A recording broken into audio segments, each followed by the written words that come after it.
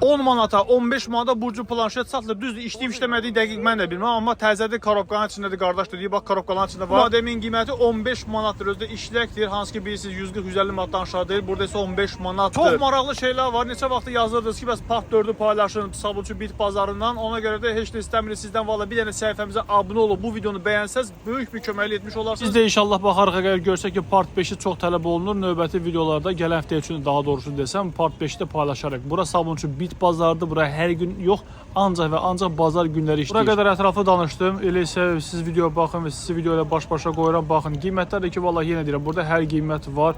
2 manata var, 5 manata var. Burada 80 manata da saatlar var. Hansı ki 400-450 manata satılan saatlar, hansı ki burada verilir 80 manata. İşləyəni var, işləməyən olur, detal kimi istifadə edən olur. Yəni bəzi mən telefonlarda paylaşım, yazılır ki, o işləmir də. İşləmir, sənin üçün işləmir, amma adam var telefon ustası gəlir, alır, aparır, hansı ki zapsat kimi istifadə edə bilir. Elə isə videonu bəyənərək bizə dəstək ola bilərsiniz, səhifəmizə abunə olaraq bizə dəstək ola bilərsiniz. Sizi video ilə baş-başa qoyuram, siz baxın.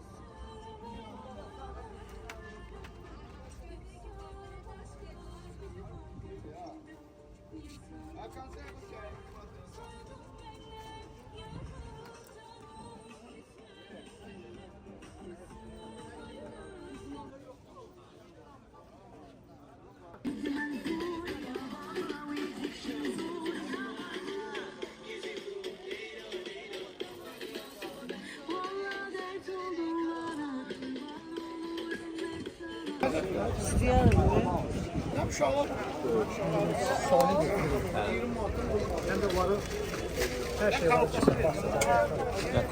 Ama kayacak o maşa. Yok, o da bir var ki, bir de tutup böyle, bir de tutup böyle. Bunu aldım. 5 volttan işlem. Aynı şeydi. Evet.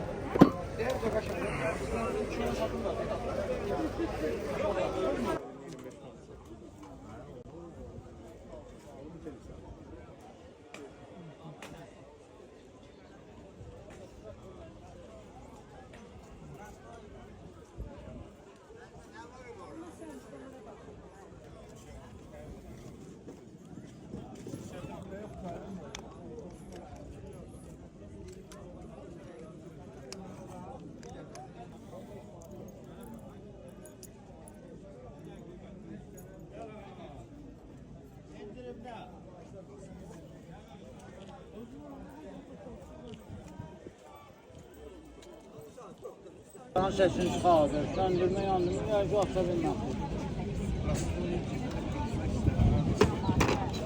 Çəmiyorları da, çəmiyorlar. Arıyor.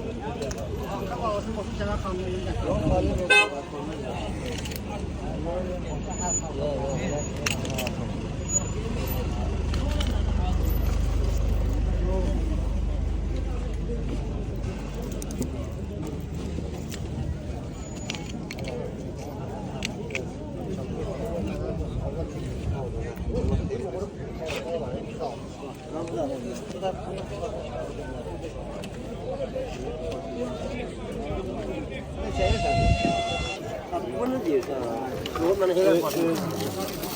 Hele bak. Ben telefona bakmazsam. Yok, telefonu getirmemişler. Yok, hele bir bakma. Arkasını getir.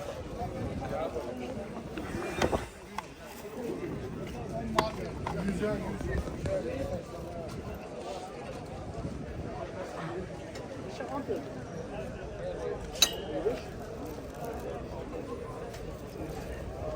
Tersi üstünde olsaydı, neyse olsaydı götürseydi. Tersi yok.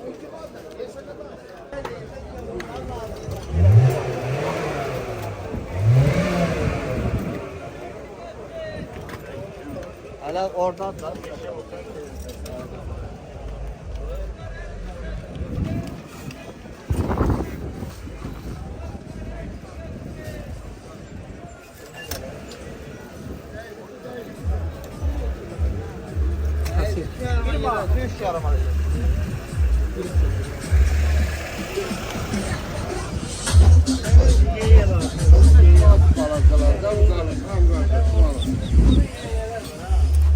Yok fazla yok, biraz büyüğü.